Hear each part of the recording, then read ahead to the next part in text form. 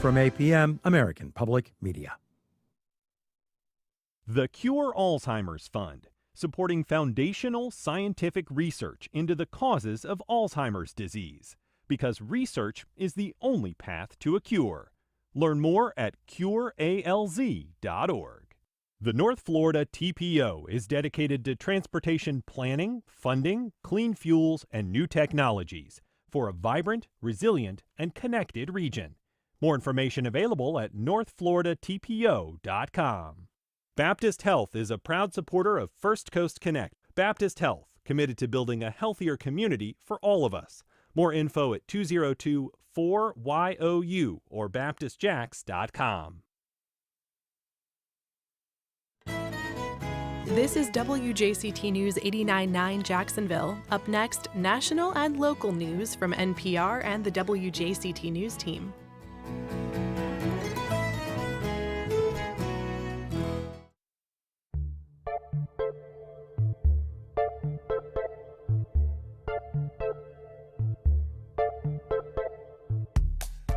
Good morning, I'm Ann Schindler. On today's First Coast Connect, a Trump about-face on the Epstein files. We talk about that, recent elections, and fallout from the government shutdown with local attorney and political analyst Rick Mullaney. Then, after 40 years recording daily surf reports, Bill Longenecker continues to shape life at the beaches. And a peek into the creative spaces of more than 70 artists. We'll tell you about the once-a-year open studios at Cork Arts District. Join the conversation. Give us a call on air at 904-549-2937 or head to firstcoastconnect.org and discover all the ways you can connect with us. It's all ahead this hour after the day's news.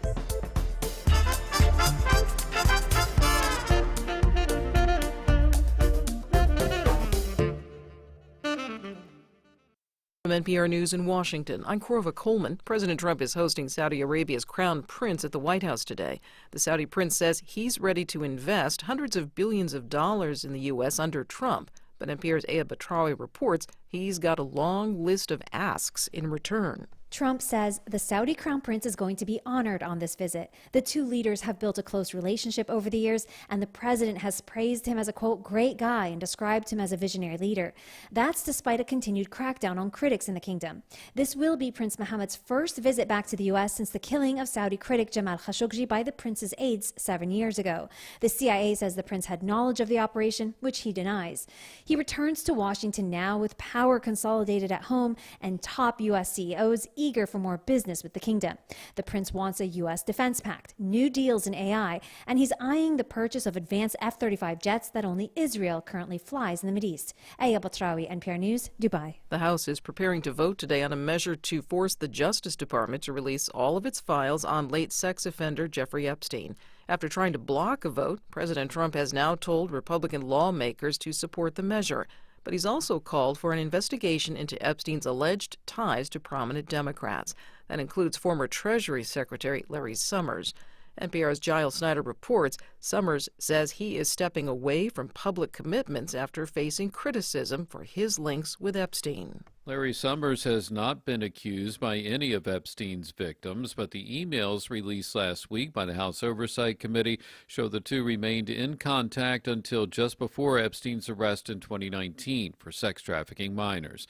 In a statement, Summers said he takes full responsibility for what he called a misguided decision to remain in contact and that he is deeply ashamed. NPR's Giles Snyder reporting. The federal government has reopened, but not all government assistance programs are back up and running. Tennessee has been unable to restart its utility assistance program. From member station WPLN, Cynthia Abrams reports they're waiting for word from the Department of Health and Human Services. Typically, Tennessee receives around $72 million federal dollars each year to help residents pay their gas or electric bills. Like many programs, it was put on hold during the shutdown. But even though the government has now reopened, the state has not received any dollars, or even any notice of how much it can expect. In the meantime, Tennessee is taking applications for assistance, like from Denise Simpson, a nursing student and mother of two. I don't care what nobody says, you have to be super mom with assistance. It takes a village. Most of the 12,000 households who have applied in the last 2 weeks, including Simpson, have yet to receive any help. For NPR News, I'm Cynthia Abrams in Nashville. You're listening to NPR. Good morning. You're listening to WJCT News 89.9 in Jacksonville. I'm Stephen Ponson. It is 9:04. The University of North Florida Board of Trustees has approved the campus master plan for the next decade. The school says the master plan outlines the facilities and improvements needed to revitalize UNF's 10-year vision. It includes several proposed new academic buildings, including a student success center and a mixed-use research building, as well as new residence halls to allow 25% of future students to live on campus. Improvements to existing academic and residential facilities are in the plan, as are new boardwalks and crosswalks to improve pedestrian access. A black bear hunt is in Florida's near future for the first time in a decade, but as Douglas Soul reports, some residents are trying to stop it. Stop the hunt! Stop the hunt! Stop. More than 100 people from around Florida rallied at the state capitol Monday against a black bear hunt. Chris Costello from the Sierra Club's Florida chapter helped organize the rally. We're here appealing to Governor DeSantis. He is the only one that can stop this hunt right now. And so we're in his literal front yard, I suppose, asking him to stop it now. The state says bear populations have risen and there are too many encounters with the animal. The protesters say it's development that has increased. They say the hunt will hurt bear populations, and they advocate for non-lethal approaches like locking trash cans. The hunt is supposed to start in a few weeks, but there's a court hearing next Monday on whether to block it. I'm Douglas Soul in Tallahassee. This afternoon in Northeast Florida, we'll have warm temperatures and dry conditions. Support for NPR comes from NPR stations. Other contributors include MS Now, home to The Rachel Maddow Show, Morning Joe, The Briefing with Jen Psaki, and more. MS Now is a source for news, opinion, and the world. Learn more at ms.now. This is NPR.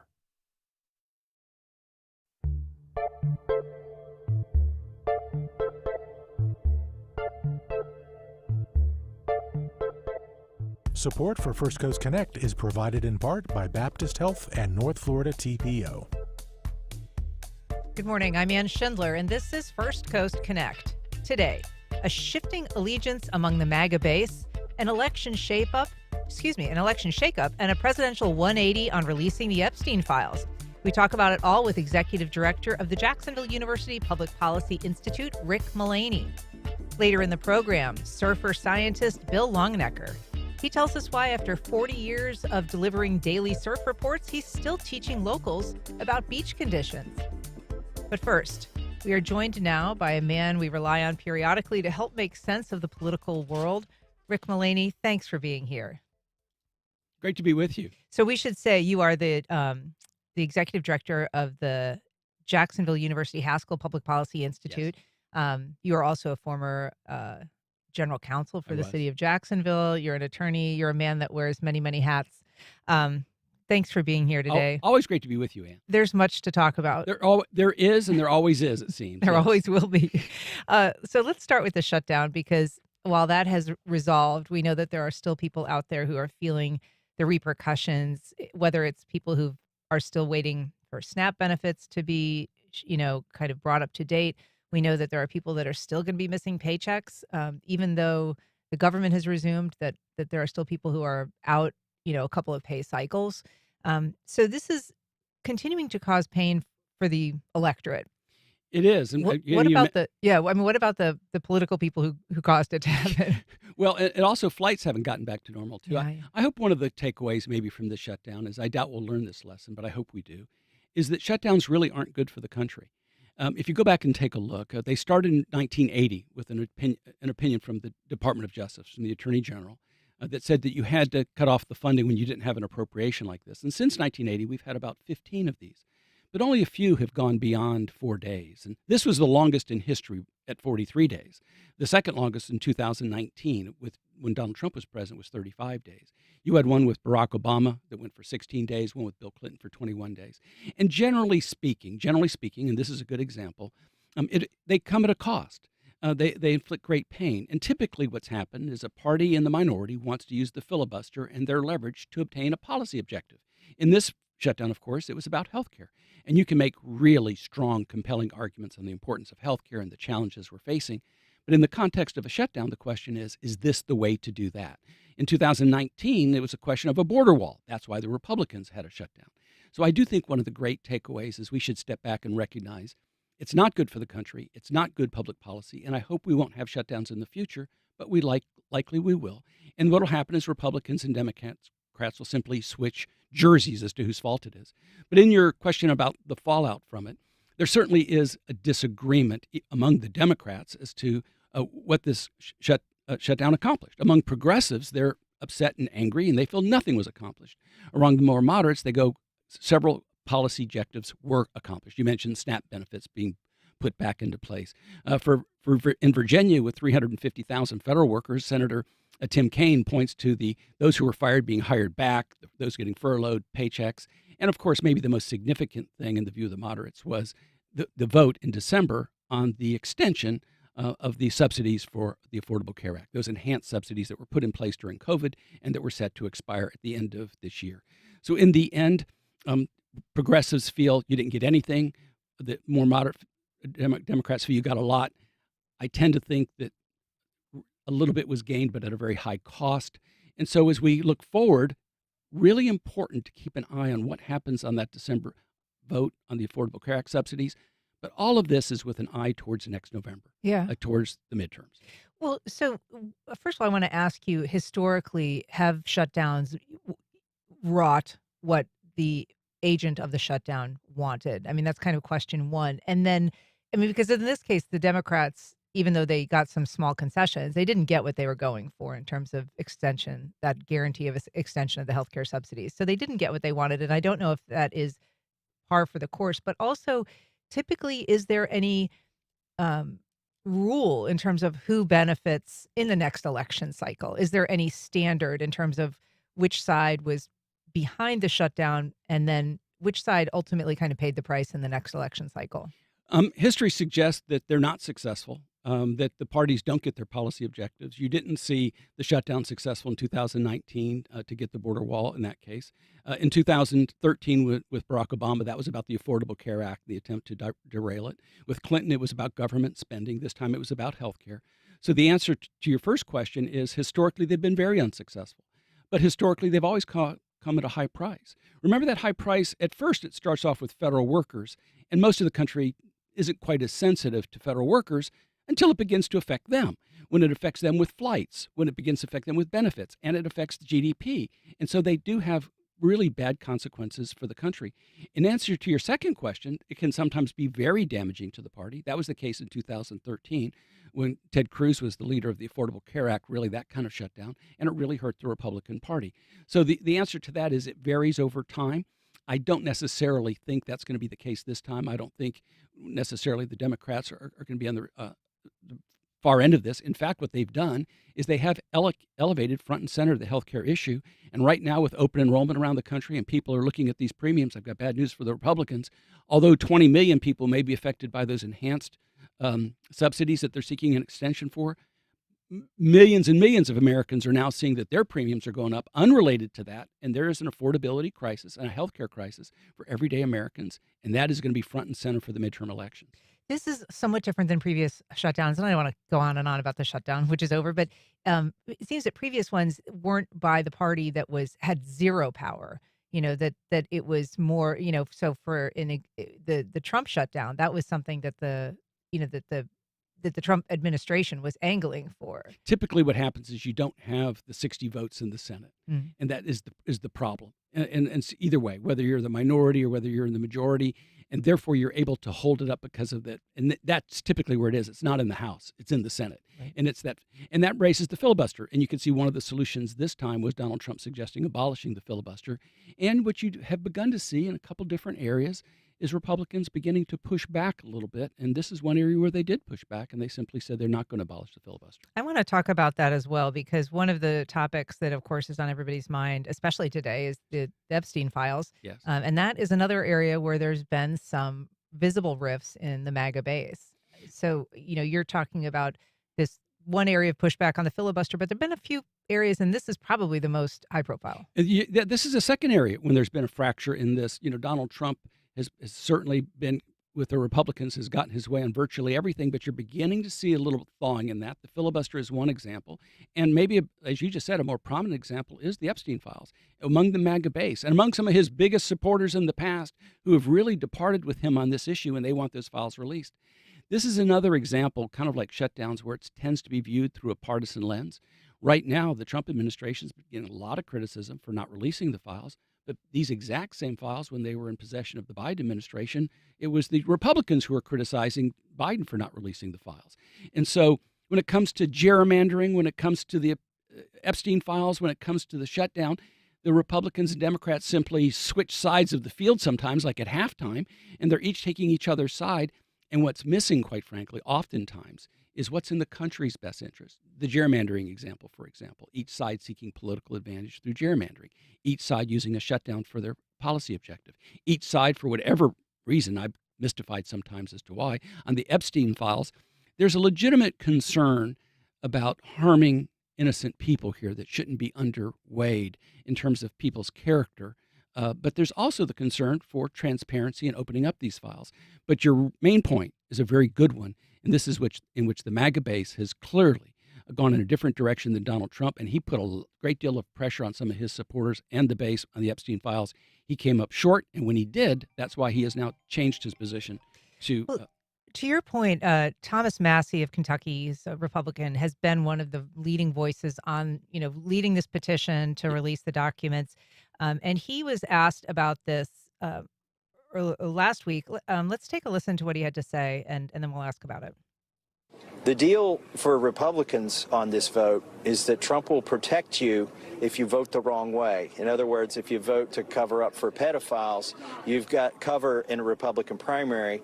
But I would remind my colleagues that this vote is going to be on your record for longer than Trump is going to be president. And what are you going to do in 2028 and 2030 when you're in a debate, either with a Republican or a Democrat, and they say, how can we trust you? You covered up for a pedophile. So I want to ask you, obviously he's appealing to people to this very visceral issue, saying this is going to stick, but it also opens the door in a strange way to like life beyond Trump, which is not something you hear lawmakers talk about too much. He'll be gone one day and he won't be there to protect you. You're going to see that conversation increase as time goes on because he officially will be a lame duck come after next November. And more you're going to hear that conversation. But what he was trying to do there, of course, is he wanted to get votes and he wanted to get a veto-proof bill passed in the House. He thought he already had 100 people voting with him. What he said is a little bit moot now that the president has said, go ahead and vote for this. I think you're going to see some large numbers of coasts voting for it. What's interesting about it is that you don't really need a vote. The president could just release the files right now. Right. Well, he could simply just do it. What is happening here? The House is going to vote, then it's up to the Senate. If it goes to the president, he says he'll sign it. But if he wanted to do it, he could do it now. That's correct. All that's true. I can't explain it. But that's true. What you just described is accurate, but I can't explain it. Okay. If you're just joining us, we were talking to Rick Mullaney about the latest political headlines. You can join the conversation on air by calling 904-549-2937. Or go to firstcoastconnect.org. You can find all the ways you can connect with us there. We've got a call from Eric in Arlington. Good morning, Eric. Go ahead. Yeah, in the interest of full disclosure, I'd like to ask a couple of questions, then I'll hang up. The first question would be, is Mr. Mullaney a registered Republican? Who did he vote for? Does he believe that the $3 trillion that we just gave to the 1%, that the Republicans just gave to the 1%, is the right way to go in the form of tax cuts? And as far as Epstein goes, does he really believe that the reason that Donald Trump hasn't released the Epstein files is because of something other than the fact that Donald Trump is in them all over the place? And all I'm hearing here this morning from him is whataboutism. I don't understand why the Democrats and Republicans are behaving the way they do. That's just like a talking point, a ridiculous talking point. You're supposed to be an analyst that's, making these things clear to people, and for some reason you're just obfuscating. And so, well, Eric, thanks for your input. I appreciate his comment, but I think maybe I didn't explain my point very well.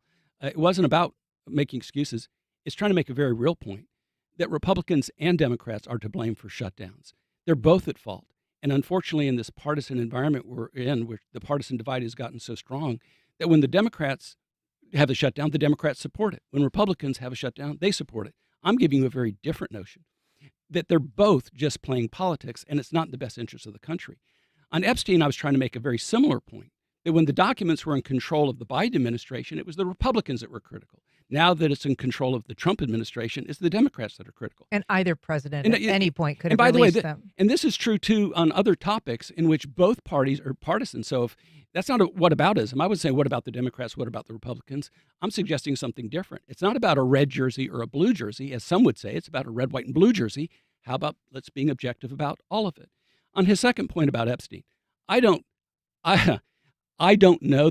There's something we don't know when it comes to those files for why the president has been so adamant in not wanting their release. And I was not suggesting, for example, that was his primary motivation when I said I was simply about whether or not innocent people would be damaged. That's always, as a former prosecutor, I was always very concerned about that. I don't think that for a second. With regard to his first question, actually, I'm with a nonpartisan institute, the Haskell Public Policy Institute. We do the best we can to call balls and strikes as best we can when it comes to public policy. But I do appreciate his call because it points out that partisan lens. And that is typically, and I see it everywhere with groups and large groups, is if you do it through a red lens, it's one way. If you do it through a blue lens, it's another.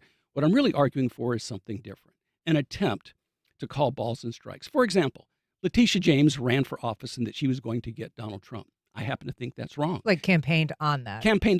Donald Trump tells Pam Bondi to go after his political enemies. He's talking about Adam Schiff, and he's talking about James Comey, which is now in trouble. I think that's wrong, too. Now, the caller may think that's whataboutism. What I'm really calling for is, how about let's being consistent? How about let's being objective? How about when Donald Trump does something well, we say so. When he does something not well, let's say so, too. When Joe Biden did something right, let's acknowledge that. When he did something wrong, let's acknowledge that.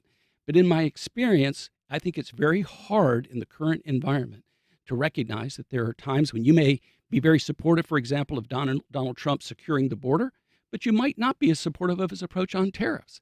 And so it becomes a big public policy question. And these are difficult. But in the recent shutdown, I don't believe that. I think damage was inflicted on the country. It moved the needle a little bit for Democrats. But generally speaking, shutdowns are not in the best interest of the country. Do you think that there is a larger scale alignment or realignment going on within the base of the president? We know that, he was trying to get some of these petition signers, people like Lauren Boebert, to change their mind, or at least that's what's been reported, that there was kind of these meetings in the Situation Room. Now, obviously, as you say, he kind of saw where things were going and I think said, well, I'm going to throw in with the winners here. There's no winning. Yeah. I'm not so sure it's significant, but I'm not so sure it's as big a fracture as some might think it is. Mm-hmm. He still enjoys profound support with his MAGA base. I do think there's a fracture in both parties, and you can certainly see it on the Democratic side, the progressive wing versus the more moderate wing, and you can see that with the elections in Seattle and New York. But on the Republican side, this has clearly been the party of Donald Trump, not the party of Ronald Reagan for a while. As he likes to say, the president likes to say, he created MAGA, and so he defines MAGA. There are fractures that you can see. I just don't know if they're quite as significant as you might think. Yeah. So if these are released, I guess that's the next question is there's going to be this vote, then it goes to the Senate, then it goes to the president. But ultimately, we don't know. The documents in the possession of the Justice Department essentially are in the possession of the president. And we know that this is a president that has previously been prosecuted for doing things with documents that he wasn't allowed to do, confidential, documents that were, found to be taken to his spot in Mar-a-Lago. Is there any reason that we should be confident about just the chain of custody of these documents? I'm not so sure about the concern over chain of custody of the documents, but a concern has been raised by some that with the president's directive to the attorney general to investigate some of his Democratic opponents on this topic, that some of the documents may be considered part of the investigation. It's an ongoing investigation. And therefore, possibly they might not. That has been raised by some. Sure. I think from a political standpoint, of course, I do not know what's in the Epstein files, and I certainly think the caller calling in had a really good point. There's something there he doesn't want out. I don't know what it is, but there is something he feels very strongly about. But that is politically, for him to say go ahead and release was the right way to go because it was going to happen anyway. As a judge I used to practice in front of used to say, he says, do graciously that which you must do otherwise. He was going to have to do it. And so I think he graciously got on the side of where the winning vote would be. That's a great line. We have an email from Corey. He says, do you think that Donald Trump will walk away from politics even after his term is up? Even if he doesn't try to run, I have a hard time believing he will step away the way previous presidents have. So his political cover may have longer legs than 2026. Well, he's certainly not going to be, he will not be getting a third term, and he will not run for a third term. The Constitution is crystal clear on that, and that's not going to happen. But I think the caller's question is different. Will he be different from, let's say, a George Bush, who's very quiet in the background in his ex-presidency, and Barack Obama, relatively quiet on occasion coming out? And you've seen past presidents take a very different role. I suspect he will be more active than that. You don't think it's possible that there would be a change to the Constitution? No. You don't think it's possible that he would decline to leave office? No. In the end, there will be a new president come 2028. I do believe that. I don't know if it's a Republican. I don't know if it's a Democrat, but it will not be Donald Trump. Now, I'll say this. I have a track record for being wrong, so I wouldn't go bet on that, but that is my view. Okay. I do want to ask you about the election cycle that we just went through and what you think it portends for the next, for the midterms, whether you think that this is a strong position in terms of people's desire for a more divided government or kind of a two-sided government? I think the recent elections highlight something that I hope that I think Republicans need to be paying attention to, and that is that come November of 2026 and those midterm elections, I think it's a stiff wind against the Republicans. It is a very much an uphill battle for the Republicans in the House. The Senate has thought to be unreachable, but that may even be in play too. Not so much because of these elections, but because of where we are. Several things.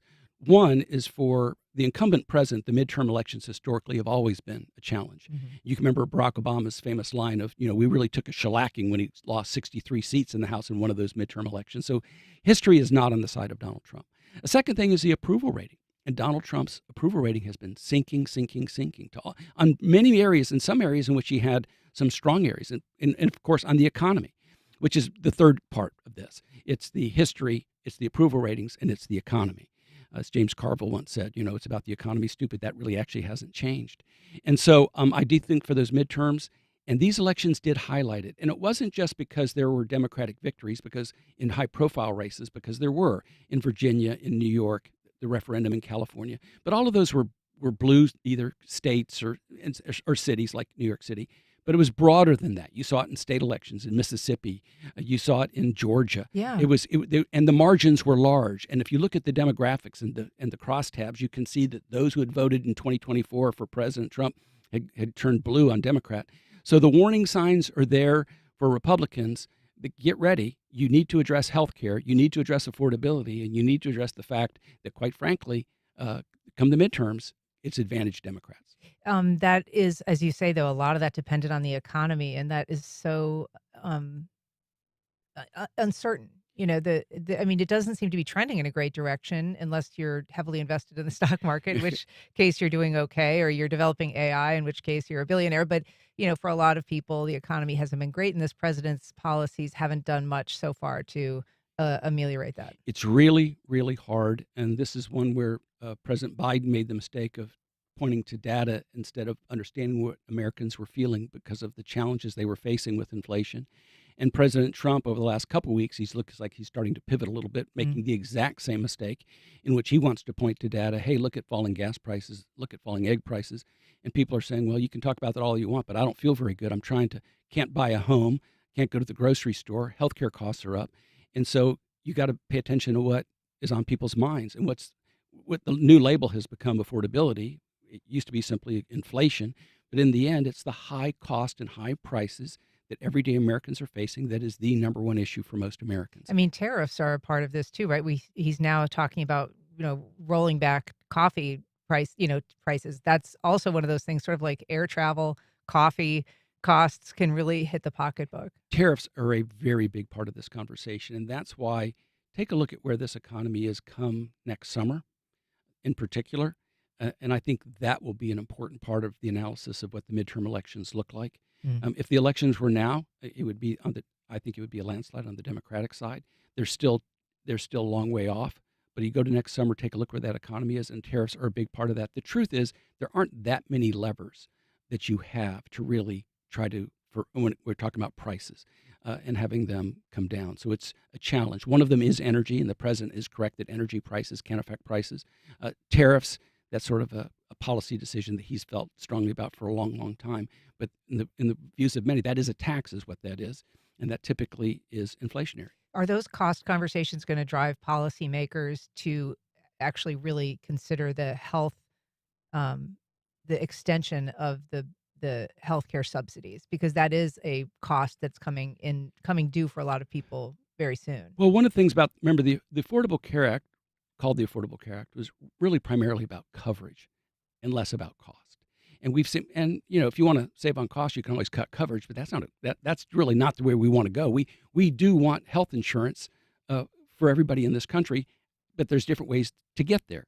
And so I do think on the Republican side, this vote is going to be very, very important because healthcare is such a big part of the budget for most Americans. Mm-hmm. And because of what happened in World War II, we have an employer-based system. When there were wage freezes, people received their health care benefits. And so most people, probably you and me, for example, get their health insurance through their employer. That's where most people get it. Once you leave your employer, when you go out into the marketplace, it is very expensive, very difficult. You're using post-tax dollars instead of pre-tax dollars. This is one of the rising issues that is on the minds of many, many Americans, and it'll be front and center for the midterms next November. I do just want to get you talking a little bit about the gubernatorial race. We've had a few people on, and we'll continue to have people on who are running for that office. What is your early sense of how that race is shaping up, particularly with an eye to the Republican side? Well, one thing to keep in mind is the tremendous shift that's occurred in Florida in terms of registrations and the makeup of the voters in Florida. I was general counsel for the city back in 2000. It seems like yesterday, but that was 25 years ago. It's hard to believe. But that was a 500 vote difference between Bush and Gore when we were genuinely a purple state. Florida was a purple state. It's a state that voted for Clinton, for Obama, for Bush, and for Trump. I mean, but take a look what's happened recently. Donald Trump won in 2016 by 1%. In 2020, he won by 3%. And in 2024, he won by 13%. You can ask yourself, did a lot of people change their minds, or was there a change in the composition of the voters? The answer to that is both. But what's really happened is the migration of voters to Florida from blue states has not been Democrats, it's been Republicans. And you've seen about a 600,000 or 700,000 registration advantage for Democrats shift into a 1.4 million registration advantage for Republicans. So to the governor's race, it's advantage Republicans. And so for now, as you look to that race, you're going to have it's a difficult headwind for any Democrat. John Jolly right now is, David Jolly is the leading candidate on the Democratic side. So far, others could get into that race. It's going to be a tough one. Yeah. And we should say for people who are following statewide politics, we're going to be having a Democratic Attorney General candidate on tomorrow, Jose Rodriguez. So that will be an interesting conversation. Always an interesting conversation with you, Rick Mullaney. Thanks so much for being on today. Great being with you, Ann. All right. Up next, the surfer scientist who continues to shape life at the beaches. We talked to the longtime voice of the Daily Surf Report, Bill Longenecker.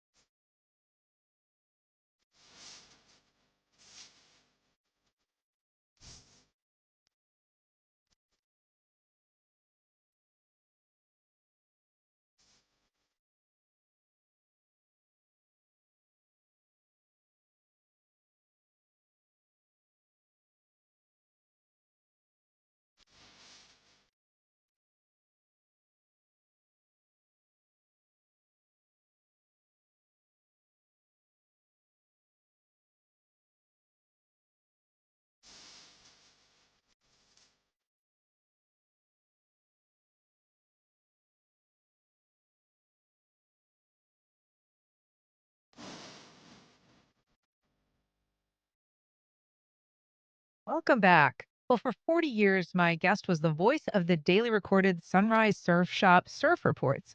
But he's also a familiar face around town, having been a local runner, a columnist, a cyclist, and a lifelong resident of the beach house he grew up in.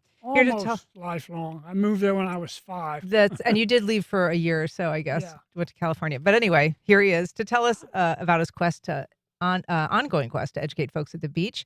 Is Bill Longenecker. Bill, thanks for being here. You're welcome. I'm very honored to have a chance to be here and spread this information out, because so many people walk on the beach and don't realize what they're looking at. Yeah, well, you are doing this and you're spreading out a lot of good information and actual materials here too. But for folks who may not know who you are, I do want to kind of talk a little bit about your history. So you were a longtime columnist for the Shorelines section of the Times-Union back when we had community. 30 years back when we had the newspapers. Community 30 years for newspapers. that, and 10 years for that before I was on Beach Leader. The Beaches Leader, right? Yeah. Yeah. And you're best known kind of for your surf association. So how did you get involved doing the daily surf report for the surf shop? Back in 1984, Bill Hickson, which was one of the original big surf shops at the beach, said, I need somebody to do the surf report because I'm tired of doing it. You get up every morning and check the surf. You don't want to get paid to do it. And I said, sure. And we had just a simple answering machine with a tape on it. A tape answering machine. And we burned out 4 or 5 of those. Because I started doing the report at 6:30 in the morning. I figured people would like to know before they go to work or go to school what's going on. And I had it right there at the house. And I just get up in the morning, check the surf, and do the surf report. Pretty early, right? Yep. So what time would you get up and roll out and kind of? Oh, I'm up by 5:30 or 6 almost every day anyway. Uh-huh. And that's how I got started with that. But Bill, of course, the shop wasn't doing very well toward the end of the 80s, and it was all right with him. I went with a 976 number at the same time. I had one in my bedroom and one in my kitchen, and I started making a little bit of money from it, charging 50 cents a phone call, not per minute, but per call. And I had 3 answering machines, so they never got busy signals. That was the problem with Hickson's. 1 line, 1 answering machine.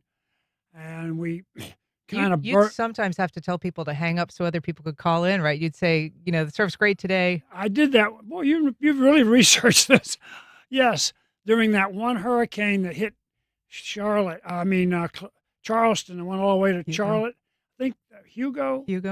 I put the 15-second tape on and said, the surf's 8 to 10 feet, hang up so somebody else can call. And the machine just went all day. I could hear it running that was before I started mine. And then I started mine on November 13th, 1989.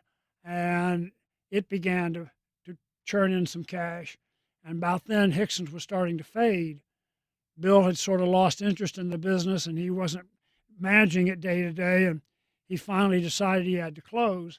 And I went on, and I kept that going until cell phones and the cameras on the beach began to put me out of business. Yeah. When they had cell phones, they couldn't bill on AT&T, Bell South. So I couldn't get paid unless they were calling from a landline with Bell South. So he closed off, and I closed that off, and I've known Dan for years, and I went down to the surf shop and asked Dan if he was interested. He took me on right away until 2 years ago when we decided it was about time to close out. But you would get hundreds of callers a day and really were very well known, not just for doing the report, but the fact that you were out in it every single day. You would go out there with a thermometer. Yep. You pretty much got in the water every single day anyway, didn't you? Almost. Well, I swim almost every day of the week, year round. And, that's how I knew what the conditions were. I live only a block from the water. I couldn't afford to buy the house I'm in now. I inherited it. And I was always checking the surf anyway. So it was nice getting paid for it. Bill Hickson paid me $50 a month. And I'm doing better. I was doing better than that a lot better than that with Dan, but it just got to the point where we weren't getting the volume of calls to justify paying for it. Yeah. And so it would be conditions, weather, and then if the surf was particularly good, you would kind of tell people surf alert, fun surf alert, full surf alert, hang up and go surfing kind of thing. which we didn't get very often, unfortunately. But this past weekend when they had that surf contest, it was pitiful. Great contest, really tiny surf. Yeah, But it is not necessarily reliably. So you're, in addition to surfing, you're known as a bit of an endurance athlete generally. I mean, you're a cyclist. Yeah. You were a runner for a long time, and when you talk about going out and swimming in the ocean, you're swimming for like an hour or yeah, so. at This least is not yeah, just an hour and a half. taking And a I dip. wear full wetsuits. I'm too old to be cold. I've got, thanks to Sunrise, I have nice wetsuit collection, and I stay warm even in the winter. Yeah, and part of your passion for the beach is sort of what's on the beach, what the beach itself is made of. And so in recent years, well, you're not doing the surf report, but you have been doing these educational Right. efforts with kids and science classes around, particularly at the beaches. Yeah. Yeah, I got started when 1972, when I started in the gifted student program. I invited a friend of mine, Warner Webb, who was a pediatric surgeon. I'd known him informally, had gone camping with him, he and his partner, Albert Wilkinson. And I said, Warner, would you come in and operate on a fetal pig for my students? And they were 7th, 8th, and 9th grade students. And he said, sure. And he brought a bundle of instruments in. I sat the pig on the table. He says, this is bigger than some of my patients. And I went, huh? I couldn't, and he did it sort of an autopsy. He said, let me show you how we make an esophagus for a baby born without one. I didn't know that would happen. He said, we take a piece of small intestine, insert it through the diaphragm, and sew it up. We're talking about sewing something finer than the wire here, sewing it back up. And I got fascinated by medicine.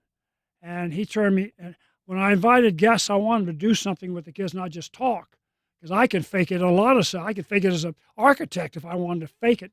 But I wanted to do something for the kids to ask him questions so they didn't have to stand there and, So I asked the guests to come in and do things. And he and his partners came for the next 6 years with my new kids, turned me on to all kinds of people.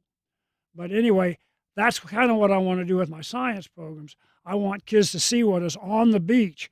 You're going to have to stay on the mic there. Titanium is the rock. The dark sand on the beach is titanium dioxide. And here it is. This is a rock of titanium, and this is from the mountains. Most people don't realize the mountains along the East Coast were over 10,000 feet tall. And during the last ice age, they got ground down and flushed out onto the beach. And the dark sand strands on the beach are titanium sands. And there are several. This is from a mining operation in Orange Park that's now closed.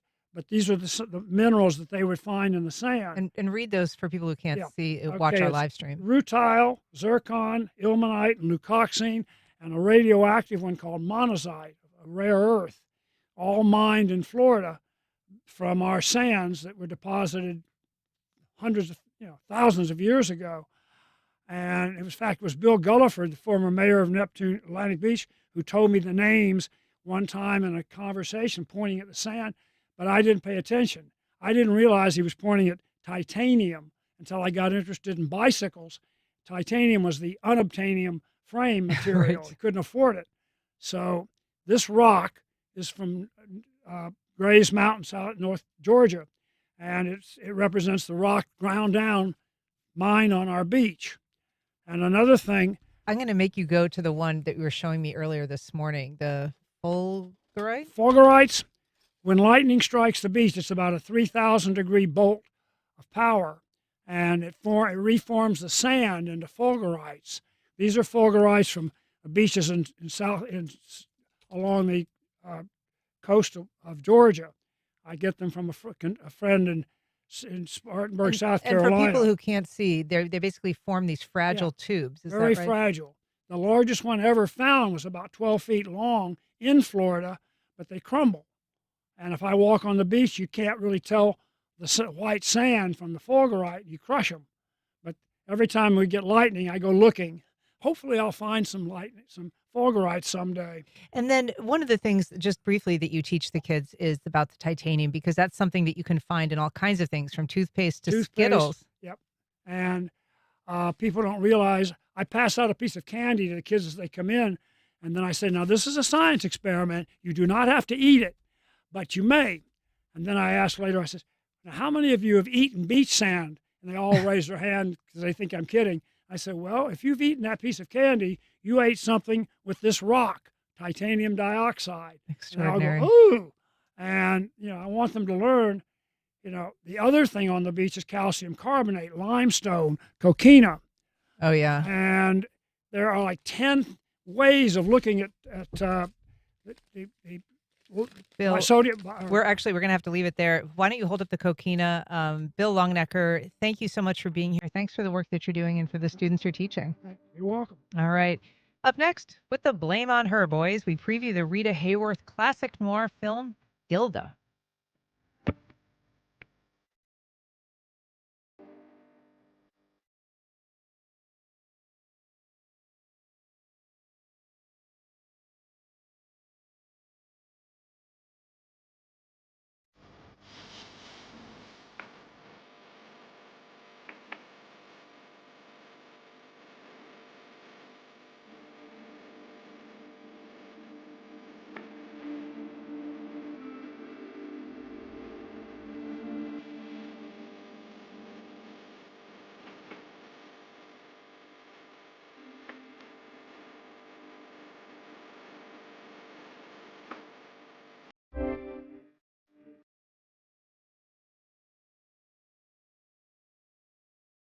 It's Noirvember here at WJCT Public Media. We're blessed to be joined by the ultimate purveyor and curator of all things noir, David Luckin. Hey, David. Hi, Ann. Thanks for inviting me over. Well, it's I'm glad to have you. It's nice to see your face. What are we listening to there with a little Gilda? That's actually not Rita Hayworth singing, but Columbia kept that secret for a lot of years. You just heard one of the songs from Gilda. It's a brilliant movie called Gilda, and this is how the censors reacted to it. Hayworth's portrayal was too erotic. Ford's character was too cruel, and the overall atmosphere too adult. Ooh. It's a trashy movie, so come on out. It was a hit around the world. But let's skip to the end here first, Ed, in case we run out of time. Help your neighbors, bring a can of non-perishable food, and get a free popcorn when you come to the movie tomorrow night. Well, I think folks who are watching our live stream can watch. There's a classic scene that Rita Hayworth is known for in this film. What makes this film so iconic? I mean, she's... I think her entrance, when they say, "Are you decent, Gilda?" Yeah, that was such an interesting entrance. But we'd watched her be a singer-dancer. She'd done 2 beautiful movies with Fred Astaire in 41 and 42. Then she did CoverGirl in 1944, and here she's on the dark side. So this is just one of the most iconic film noirs, and it wasn't meant to be. Columbia just wanted to stick her in a new movie and give Glenn Ford something to do after he came back from World War II. They had no idea what an iconic film this would become. It's just one of the top 10. Glenn Ford is the male star in this film, Right. Of course, but they were lovers in real life. And it re-sparked their romance that they'd had years earlier. So that added to the mystery and all the good tension of the movie was they were off stage doing the same thing they were doing on stage. So True romance. It's a really fun movie. And like noir classics, I mean, it does have all of these elements of, the dark, seedy underbelly of and the society. crisscross and everyone's nasty in this movie. I will say that. That's what makes it such a great movie. You just love this movie because you just watch these characters and say, "Oh no, this guy's just terrible." and imagine Glenn Ford coming out of World War II and back to Hollywood. That must have been an interesting transition for him personally. I mean, for everybody kind of making that to come readjustment. back. Clark Gable did the same. Jimmy Stewart. They actually flew missions. Yeah. And then came back to Hollywood. Yeah. What a surreal experience that Totally. is. And so to your point, this is an event. I mean, we do Noirvember every year here at WJCT, but this one is with an eye to the fact that there is a food shortage happening. And so this is people who bring a food item will get a free box of popcorn. Also, people that are sustainers get half-price tickets. So it is kind of like a win-win for those folks.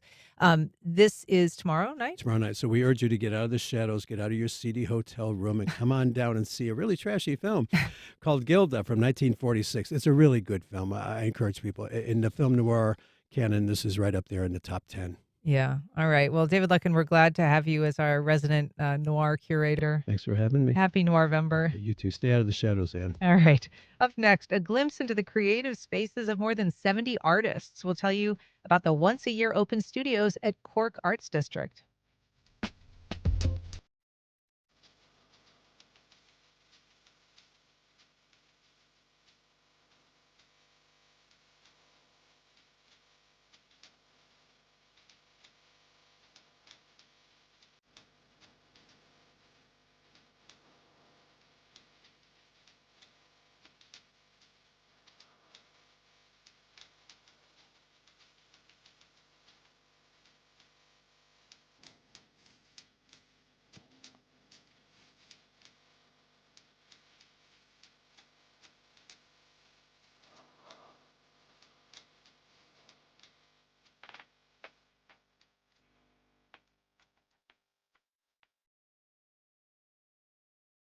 Mayo Clinic, working to solve the unsolvable by using innovations like machine perfusion to help more patients receive life-saving liver, heart, kidney, and lung transplants. More at mayoclinic.org/Florida. Terrell Hogan Law. I'm Wayne Hogan.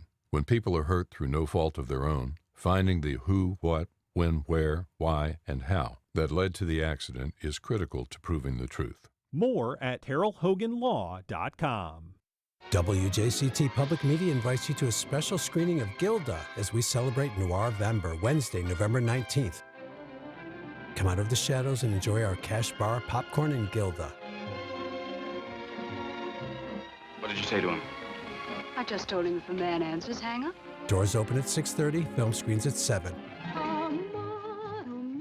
Visit WJCT.org/film for tickets.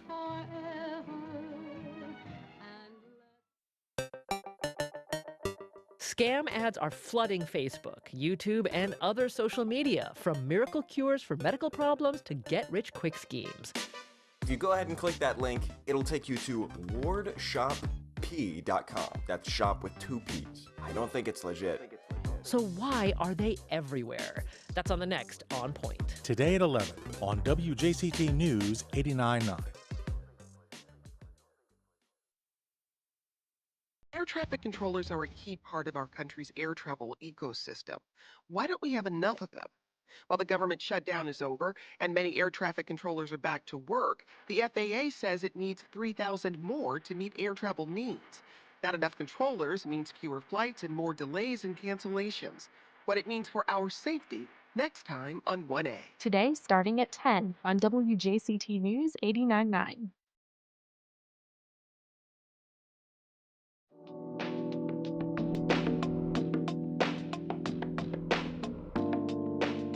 Welcome back. Well, this weekend provides an annual behind-the-scenes peek at the work and the creative spaces of more than 70 local artists at Cork Arts District. It's their 14th annual Fall Open Studios. The tours are this Saturday and Sunday, and here to tell us about it is Crystal Floyd, artist and studio director at Cork Arts District. Hey, Crystal, thanks for being here. Hey, Ann, thank you for having me. Happy fall. Welcome back. I know you are personally coming off of a couple of important exhibits this year for your own work, but this is really a big deal for the arts community.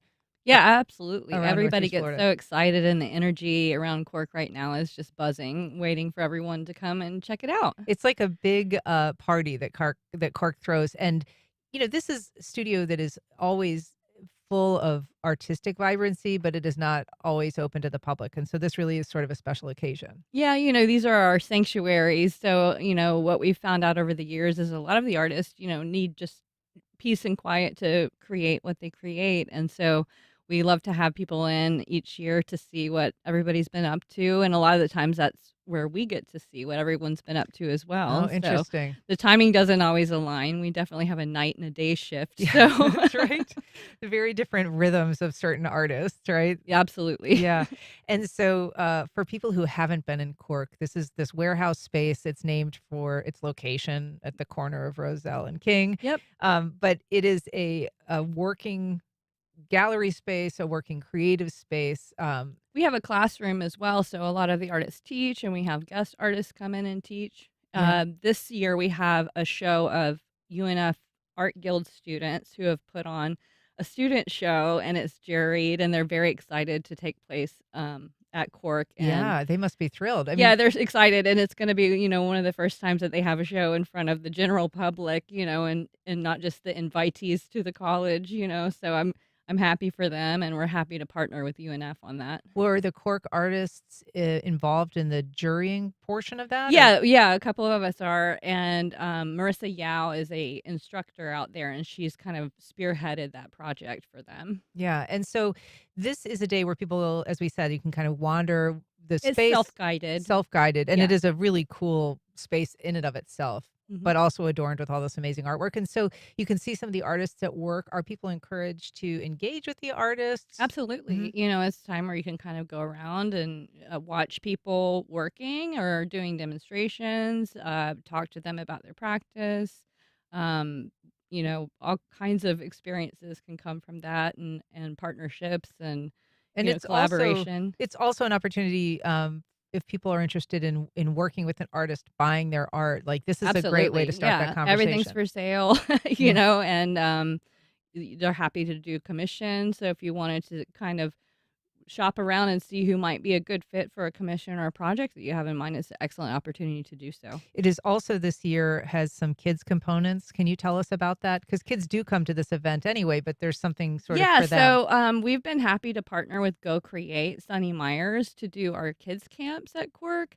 So we thought this would be a fun way to incorporate her and everything she does for us. So she's setting up a kids activity, a table for, the kids to have something to do while they're there. Yeah, and I think it's safe to say that Cork has been really central, instrumental in helping that area revitalize. And so there are a lot of local businesses that have sprung up and also are part of this weekend event. Yeah, I really give credit to the breweries over there for like pioneering that area. Yeah. Bold City and Kingmaker are kind of, the staples in the area, and Solon Coffee has popped up. So we have some surrounding businesses. There's 4 other satellite locations: the Yellow House, Burn Bright Studios, Rick Weller Studios, and Fight Club Gallery. Okay. And then Cool Stuff Vintage across the street from us is a really fun store, and they're going to have live music all day. We have a DJ in our courtyard, so that's going to be great. We've paired with Jack's Mutual Aid to have a food drive as well, so we'll be a drop-off location for that for non-perishable items.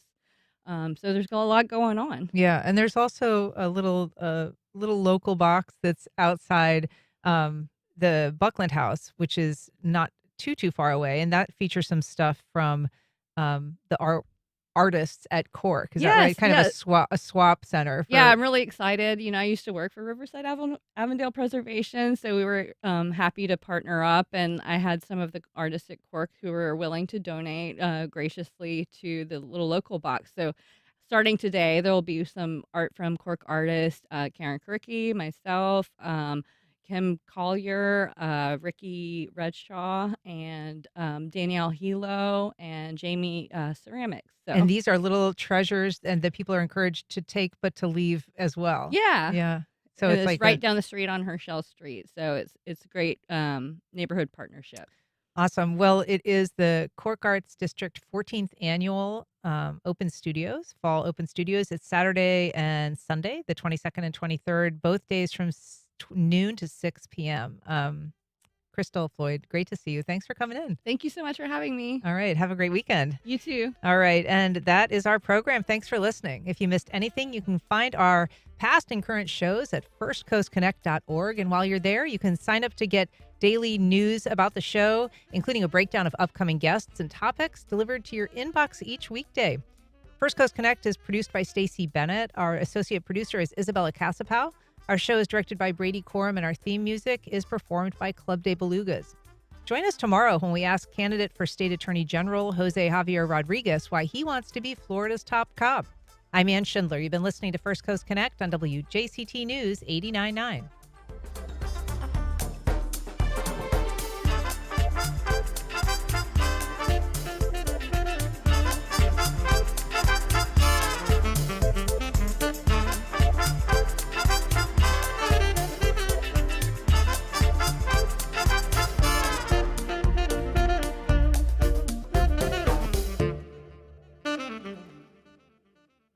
Support for First Coast Connect is provided by Baptist Health and the North Florida TPO. The North Florida TPO is committed to shaping our transportation future. We're focused on planning, funding, clean fuels, and new technologies for a vibrant, connected community. Learn more at northfloridatpo.com. Baptist Health is a proud supporter of First Coast Connect. Baptist Health, committed to building a healthier community for all of us. More info at 202-4YOU or baptistjacks.com. The Women's Board, benefiting Wolfson Children's Hospital, presents the 2025 First Coast Design Show, December 5th through 7th at the Prime Osborne Convention Center. Opening night gala, lectures by renowned designers, and a children's fashion show. Learn more, firstcoastdesignshow.com.